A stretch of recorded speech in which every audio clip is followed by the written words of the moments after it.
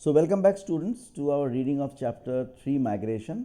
तो अभी देखो हम लोग डिस्कस करने वाले थे कि माइग्रेशन का जो है इसका इफ़ेक्ट क्या है। जैसे मैंने पिछले वीडियो के अंत में कहा था कि माइग्रेशन मतलब एक देश से दूसरा देश लोग जा रहे हैं। तो जो देश से लोग चले जाते हैं उस देश के ऊपर भी कुछ अच्छा और कुछ बुरा प्रभाव पड़ता है, और जो देश लोगों को लेता है यानी कि ये लोग जिस देश में जाते हैं उस देश के ऊपर भी कुछ बुरा और अच्छा असर पड़ता है। तो इसके बारे में थोड़ा चर्चा करते हैं। देखो, जब किसी देश में या दूसरे जगह से किसी दूसरे जगह काफ़ी सारे ढेर सारे लोग जाते हैं, इससे क्या होता है, उस जगह में जहाँ पे लोग जा रहे हैं वहाँ पे नए नए शहर और सैटेलाइट टाउन मतलब एक बड़े शहर के पास जो नए नए छोटे छोटे शहर बनता है। जैसे कलकत्ता के बगल में बन रहा है राजारहाट, या दिल्ली के बगल में बना हुआ है नोएडा, गुड़गांव, ठीक है, इसको बोलते हैं सैटेलाइट टाउन्स। तो किसी भी शहर में, जैसे बम्बई के बगल में, मुंबई के बगल में बना नवी मुंबई, तो किसी भी शहर में जब बाहर से ज़्यादा लोग माइग्रेट करते हैं तो वो शहर धीरे धीरे बड़ा होने लगता है। अब देखो, ज़्यादा माइग्रेशन की वजह से कभी कभी पॉपुलेशन बहुत ज़्यादा ओवर पॉपुलेटेड हो जाता है। मतलब जितना लोग वहाँ पर रह सकता है, लोगों की संख्या उससे ज़्यादा बढ़ जाता है। जैसे देखो, अगर हम जो कोस्टल एरियाज़ है, समुद्र के तट में जो प्लेन्स है, या गंगा का बात ले लो, गंगा का जो डेल्टा, गंगा की जो प्लेन रीजन है, बिहार, यूपी, बंगाल, ये सब जगह प्लेन होने की वजह से यहाँ पे घर बनाना आसान है, खेती बाड़ी ज़्यादा होती है, कारखाना ज़्यादा यहाँ पे लगा हुआ है। तो बाहर के इलाके से इतने लोग यहाँ पर रहने आए हैं कि यहाँ के जितने शहरें हैं उनका पॉपुलेशन बहुत ज़्यादा बढ़ गया है। उसके बाद देखो, ओवर क्राउडिंग का माइग्रेशन की वजह से, जब ज़्यादा माइग्रेशन होता है तो ओवर क्राउडिंग, जिस जगह पे लोग रहने आ रहा है वहाँ पे बहुत ज़्यादा ओवर क्राउडिंग, भीड़ बहुत ज़्यादा हो जाता है, पॉपुलेशन बहुत ज़्यादा हो जाता है। इसके वजह से क्या होता है, जो वहाँ के सराउंडिंग का जो क्लाइमेट है, मतलब प्रदूषण बढ़ जाता है, ठीक है, और लिविंग स्टैंडर्ड मतलब हाइजीनिक बहुत ज़्यादा अनहाइजीनिक हो जाता है। ओके, उसके बाद देखो, माइग्रेशन की वजह से जब एक दूसरी जगह के लोग बहुत ज़्यादा संख्या में एक दूसरे जगह आ जाता है, वहाँ पे जियो पॉलिटिकल प्रॉब्लम, मतलब वहाँ पे राजनीतिक प्रॉब्लम भी, पॉलिटिकल प्रॉब्लम भी खड़ा हो सकता है। देखो, कुछ ऐसे देश हैं जैसे कनाडा, ऑस्ट्रेलिया, वेनेजुएला, ठीक है, इन देशों में ओरिजिनली इन देशों में रहने वाले लोग बहुत कम हैं। तो बहुत कम होने के वजह से यहाँ पर जो नेचुरल रिसोर्सेज है, मतलब माइंस है, जंगल है, फॉरेस्ट है, बहुत कम लोग होने के वजह से इन देशों के लोग उन देश में जो रिसोर्सेज है उनको सही तरह से यूज़ नहीं कर पाते, क्योंकि लोग ही बहुत कम हैं। तो ऐसे लोग क्या करते, ऐसे देश क्या करते हैं, बाहर से काफ़ी लोगों को उनके देश में आके रहने के लिए प्रोत्साहन देते हैं, ताकि बाहर से लोग आकर उस देश के जो नेचुरल रिसोर्सेज है उनका सही प्रयोग कर सके, ठीक है। उसके बाद देखो, माइग्रेशन की वजह से क्या होता है, जब दूसरे देश के लोग हमारे देश में आके रहेंगे तो उनका जो संस्कृति है, उनका जो भाषा है, उनका जो धर्म है, उनकी जो रीति रिवाज है, उसको हम देखेंगे। और ये दोनों, और हमारी रीति रिवाज, भाषा, धर्म, ये दोनों मिक्स होके एक नया रीति रिवाज, एक नया कल्चर, न्यू हैबिट्स अक्सर ऐसा बन जाता है। जैसे अगर हम भारत के इतिहास को देखें, भारत में अलग अलग समय में डच लोग, पोर्तुगीज़ लोग, फ्रेंच लोग, ब्रिटिश लोग, ये लोग भारत में आकर, उसके भी पहले बाहर से मुसलमान लोग, ठीक है, ये लोग भारत में आकर रहने लगे हैं। तो इसीलिए अगर हम भारत की संस्कृति को देखेंगे, भारत की कल्चर को देखेंगे, वो कपड़ा हो, फूड हो, हर एक चीज़ में बाहर से आके रहने वाली लोगों की प्रभाव स्पष्ट नज़र आता है। जैसे हमारा ड्रेस देखो, अब हम यूरोप के लोगों के जैसे शर्ट पैंट पहनने लगे हैं। यूरोप से आपने केक खाना सीखा है, आलू खाना सीखा है। हमारी खाना देखो, ये बिरयानी जो खाते हैं, ये सब मुगलों के साथ आया है। तो इस तरह से काफ़ी जो नई संस्कृति का डेवलपमेंट होता है। इसके बाद देखो, जब इंटरनेशनल मतलब एक देश से दूसरे देश जब माइग्रेंट्स जाते हैं, जब लोग रहने जाते हैं, तो नॉर्मली किस तरह के लोग जाते हैं, जिसके पास कुछ स्किल है, मतलब कोई डॉक्टर हो गया, इंजीनियर हो गया, ऐसे लोग तो जाते ही हैं। मिडिल ईस्ट की तरफ अगर हम देखेंगे तो यहाँ से घर बनाने वाले मिस्त्री जाते हैं, गाड़ी चलाने के लिए लोग जाते हैं, बाल काटने के लिए लोग जाते हैं। तो अक्सर क्या होता है, तो अगर हम वो लोअर एंड जॉब्स को छोड़ भी दें, अगर हम अपर एंड जॉब की ढूंढे, तो नेचुरली जब एक देश से स्किल्ड लोग, पढ़े लिखे लोग दूसरे देश चले जाते हैं, तो जिस देश में वो जा रहे हैं उस देश का स्किल बहुत ज़्यादा डेवलप हो जाता है। तो इसको हम लोग कहते हैं ब्रेन ड्रेन। अब ये ब्रेन ड्रेन के बारे में थोड़ा डिटेल में हम लोग पढ़ेंगे कि ब्रेन ड्रेन क्या है। ब्रेन ड्रेन का मतलब होता है जब किसी देश के जो टैलेंटेड लोग हैं, किसी देश से जब टैलेंटेड लोग, जो लोग किसी भी देश का इकोनॉमी में कंट्रीब्यूट करते हैं, पढ़े लिखे टैलेंटेड पीपल, ये लोग जब एक देश छोड़कर दूसरे देश चले जाते हैं हायर स्टडीज़ के लिए, बेटर सैलरीज की तलाश में, या वहाँ पे जो एनवायरनमेंट है, माहौल है, वो काम के लिए ज़्यादा बेहतर है, ज़्यादा काम की अपॉर्चुनिटीज़ देते हैं, इसके तलाश में जब किसी एक देश के ज़्यादा एडुकेटेड या टैलेंटेड लोग वो देश छोड़कर दूसरे देश चले जाते हैं, तब हम कहते हैं कि ब्रेन ड्रेन हुआ है। मतलब एडुकेटेड लोग की चले जाने पर ब्रेन ड्रेन होता है। तो नॉर्मली क्या होता है कि किसी भी देश के जो टैलेंटेड लोग हैं वो बेहतर इनकम, हायर इनकम, ठीक है, ऐसे जॉब्स, जो जॉब्स बेटर इनकम देता है, या ज़्यादा एडवांस्ड कंट्रीज़ में जाएंगे तो वहाँ पे ज़्यादा एडवांस्ड टेक्नोलॉजी मिलेगा, वहाँ पे रहने का जो लिविंग स्टैंडर्ड है वो बेटर रहेगा, जीवन की मान, क्वालिटी ऑफ लाइफ वो बेहतर रहेगा। इस सबके तलाश में लोग डेवलप्ड कंट्री में चले जाते हैं।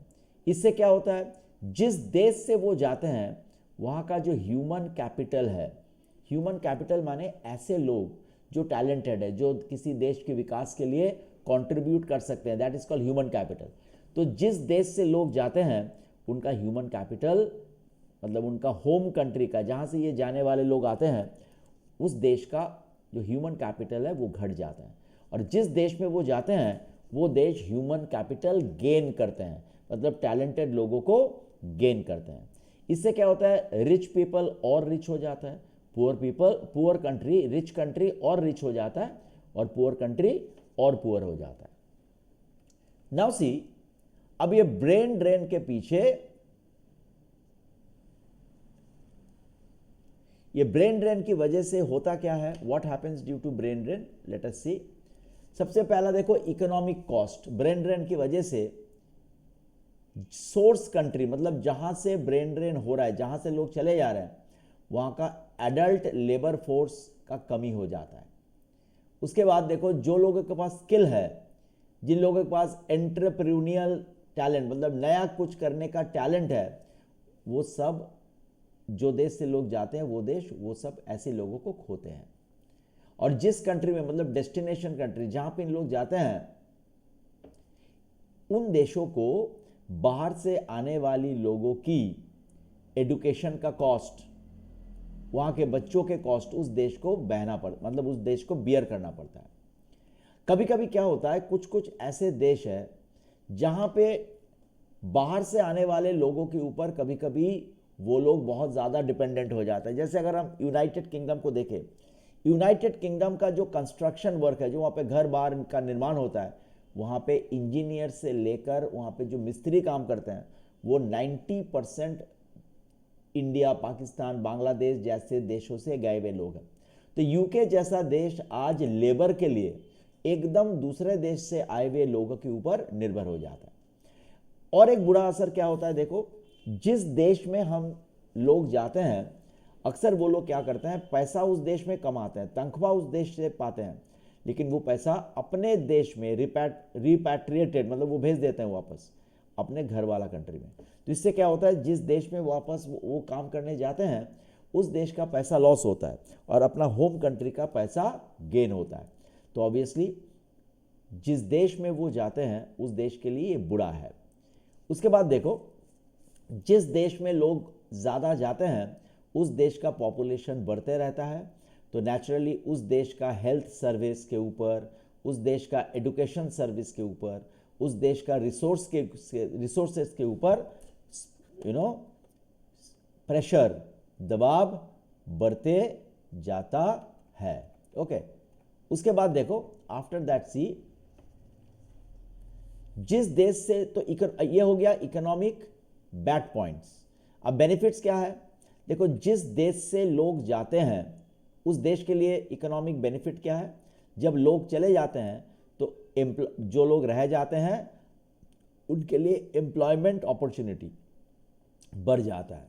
उसके बाद देखो, एक देश से जो लोग बाहर की अच्छी देश में, बड़े देश में जाते हैं, वहाँ पे नए नए जो चीज़ वो सीखता है, वो जब अपने देश लौट आते हैं तो वो नई सीख भी वो अपने साथ लेके आते हैं, जिससे अपने घर का जो देश है, जिस देश से वो गए हुए थे, उस देश का विकास हो सकता है। कई सारे लोग जो दूसरे देश जाते हैं, वहाँ पे वो जो पैसा कमाते हैं वो अपने घर वाले देश में भेजते हैं और अपने घर में वो न्यू बिल्डिंग बनाते हैं, न्यू बिजनेस करते हैं। इस तरह से अपने घर का देश जो है, उसका जो ओरिजिनल कंट्री है, उसका बेनिफिट होता है। अब देखो, जो देश में वो जाते हैं उन देश का इकोनॉमिक बेनिफिट क्या होता है? देखो, नॉर्मली क्या होता है, हर एक देश में कुछ ऐसे जॉब होते हैं जो जॉब करने में लोगों को उतना रुचि नहीं होती है। तो जब बाहर से लोग आते हैं वो तो कोई भी काम करने के लिए राजी हो जाता है। तो इस तरह की जो कठिन काम है, डिफ़िकल्ट काम है, वो बाहर से आया हुआ लोगों से करवाया जा सकता है। और देखो, जब बाहर से लोग आते हैं किसी देश में तो उन लोगों को काफ़ी कम तनख्वाह देके भी बड़े बड़े काम उन लोगों से करवाया जा सकता है। देखो, सामाजिक तौर पर क्या होती है, जिस देश से लोग बाहर जाते हैं वो सोचते हैं कि बड़े किसी देश में जाएंगे, परसीव्ड मतलब उनको ऐसा लगता है कि बड़े किसी देश में हम लोग जाएंगे तो वहाँ पे हमें ज़्यादा बेहतर ज़िंदगी मिलेगा। तो इससे वो क्या करते हैं, the perceived benefits of migration encouraged more people from the same generation to migrate which has a detrimental effect on the social structure. देखो, अब अक्सर क्या होता है, ये थोड़ा समझा देता हूँ कि नॉर्मली अगर मान लो एक 30 साल का लड़का माइग्रेट कर गया तो वो अपनी दोस्तों को कहेगा कि यार चलो उस देश में नौकरी का अपॉर्चुनिटी काफ़ी ज़्यादा है, तुम चलो। तो नॉर्मली जब माइग्रेशन होना शुरू होता है, नॉर्मली एक ही एज ग्रुप का, सेम एज ग्रुप के लोग ज़्यादा माइग्रेट करते हैं। इसके ऊपर समाज पर एक बुरा प्रभाव पड़ता है। अभी कलकत्ता की बात ले लो, कलकत्ता में उतना ज़्यादा नौकरी की फैसिलिटी आजकल ना होने की वजह से कलकत्ता से young boys are migrating to different parts of the country and also to foreign countries. इससे धीरे धीरे यंग बॉयज़ कलकत्ता में घट जा रहा है and Calcutta is becoming a city of aged people. Okay, उसी तरह से देखो, नॉर्मली बाहर की देशों में मर्द सबसे ज़्यादा काम ढूंढने बाहर जाते हैं, तो होम कंट्री में फीमेल्स की संख्या बहुत ज़्यादा बढ़ जाता है। अक्सर क्या होता है कि जो माइग्रेंट्स जाते हैं उनमें कई लोग लौट के नहीं आते, तो यंग पॉपुलेशन बाहर चला जाता है। अगर वो लौट के नहीं आता है तो होम कंट्री में क्या होता है, जो पॉपुलेशन का कॉम्पोजिशन है, मतलब यंग कितना होना चाहिए, ओल्ड कितना होना चाहिए, क्या होने से स्ट्रक्चर सही होता है, उसमें एक डिफ़िकल्टी आ जाता है। अब जिस देश में लोग जाते हैं उसका सामाजिक तौर पर क्या बुरा होता है कि देखो, नॉर्मली मेल्स ही दूसरे देश से आते हैं, तो ऑब्वियसली उस देश में मेल्स की संख्या बहुत ज़्यादा बढ़ जाता है और वुमेन की संख्या काफ़ी घट जाता है। उसके बाद देखो, अक्सर अगर बाहर से बहुत ज़्यादा लोग रहने मेरे देश में आ जाएगा तो हमारी देश की जो कल्चर है, जो संस्कृति है, उसके ऊपर बहुत ज़्यादा खतरा पड़ जाएगा। ठीक है, अब देखो सोशल एडवांटेज क्या है। एक, जो देश से लोग जाते हैं वहाँ का पॉपुलेशन डेंसिटी घट जाता है, तो पॉपुलेशन का प्रॉब्लम कई हद तक सॉल्व हो जाता है। उसके बाद देखो, बाहर से लोग जो अपनी होम कंट्री में पैसा भेजते हैं उससे क्या होता है, education system, health facility home country का बेहतर होता जाता है।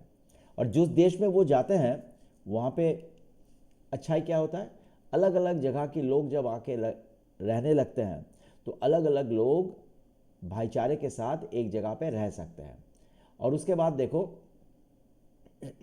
ऐसे कई चीज़ जो अपने देश में नहीं है लेकिन दूसरे देश के लोग वो करते हैं, तो दूसरे देश के लोग जब हमारे देश में रहने आएगा तो उनके साथ साथ वो सारे चीज़ हमारे देश में भी आ जाएगा। जैसे इंडिया में अगर हम सड़क में चलेंगे तो कितने सारे खाने की दुकान, छोटे छोटे खाने की दुकान या कपड़े का दुकान, मुदी का दुकान इंडिया में दिखा जाता है। लेकिन अमेरिका में पहले ऐसा सिस्टम नहीं था। America was everything was mall and departmental store. लेकिन अब काफ़ी इंडियंस वहाँ पे रहने की वजह से इंडियंस भी वहाँ पे छोटे छोटे खाने का दुकान, छोटे छोटे मुदी का दुकान पारा के अंदर खोलने लगा है। तो वहाँ के लोगों के लिए ये एक न्यू एक्सपीरियंस है, उनके लिए आसान हो जाता है घर के किनारे से सामान खरीद के लाना। तो इस तरह का बेनिफिट्स मिलता है। अब देखो ब्रेन ड्रेन की अगर हम कॉजेज डिस्कस करें, कॉजेज सबसे पहले पुल फैक्टर्स। पुल फैक्टर्स मतलब मान लो इंडिया से लोग अमेरिका जा रहे हैं, तो अमेरिका के पास वो क्या क्या चीज़ है जो इंडिया के लोगों को आकर्षित करता है। तो आकर्षित करने वाला कोई भी देश में माइग्रेंट्स रहने आए तो किस किस चीज़ से आकर्षित होके वो आ रहा है, that is called pull factors.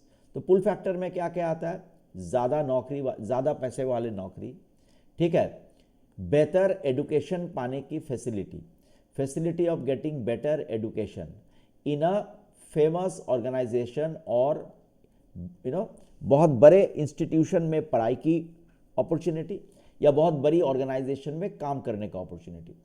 Stable government policies मतलब सरकार का नीति जहां पर सही हो। उसके बाद देखो तो ये हो गया most important reason, pull factors मतलब जो देश में लोग जाते हैं उसमें क्या चीज़ है जो लोगों को आकर्षित करते हैं, तो ये हो गया पुल फैक्टर्स।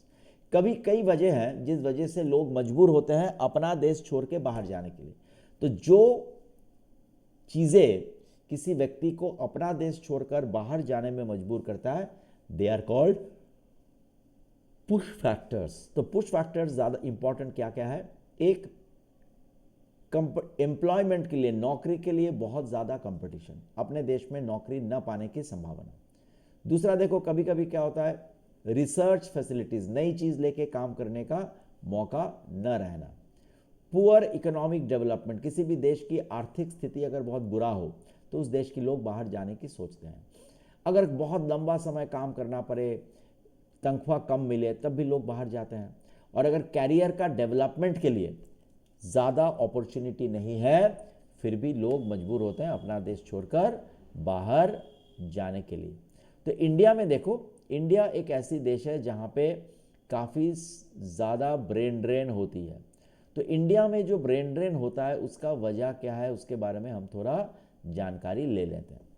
इंडिया में ब्रेन ड्रेन का सबसे पहला कारण है कि यहाँ हमारी यहाँ पे एम्प्लॉयमेंट की मतलब नौकरी पाने की जो संभावना है, नौकरी धीरे धीरे घट जा रहा है पॉपुलेशन ज़्यादा होने की वजह से, इसलिए लोग बाहर नौकरी की तलाश में जा रहे हैं।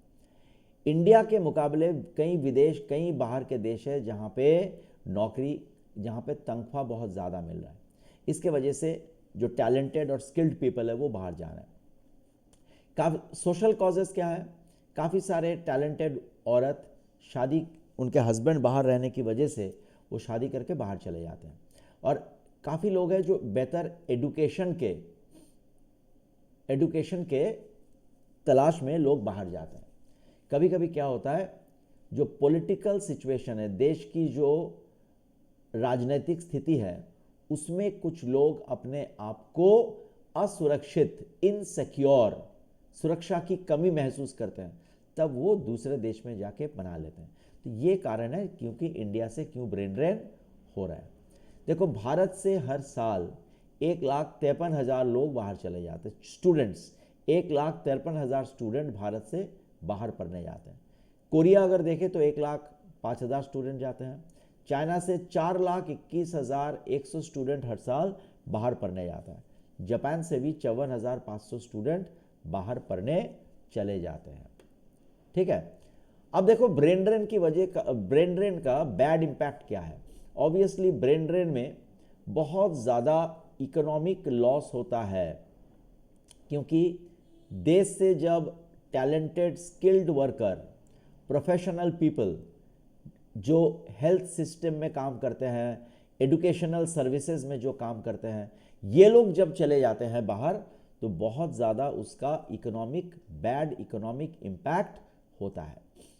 तो देखो जब ऐसे लोग जो टैलेंटेड है, जो देश में रह के कुछ नया कर सकता था, नया कोई ऑफिस खोल सकता था, कंपनी खोल सकता था, ये लोग जब बाहर चले जाते हैं तो नेचुरली क्या होता है कि आने वाले समय में देश के अंदर जो जॉब अपॉर्चुनिटी है वो घट जाता है। ब्रेन ड्रेन का हर जो देश से लोग बाहर जाते हैं, मतलब जो देश से ब्रेन ड्रेन हो रहा है उसके ऊपर ब्रेन ड्रेन का कुछ पॉजिटिव इफेक्ट भी है। पॉजिटिव इफेक्ट क्या है? देखो, जो हमारी देश से बाहर गए हैं वो ज़्यादा बेहतर कंट्री में जाके नए नए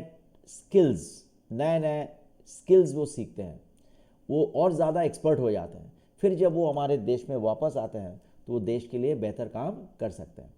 कभी कभी देखो, जो ब्रेन ड्रेन की वजह से जो लोग बाहर जाते हैं वो विदेश में जो पैसा कमाते हैं वो कई वजहों से वो पैसा अपनी देश की बैंक्स में वापस भेजते हैं। इससे क्या होता है? हमारे देश, हमारी इकोनॉमिक ग्रोथ, हमारी इकोनॉमी में उसका बेनिफिट होता है।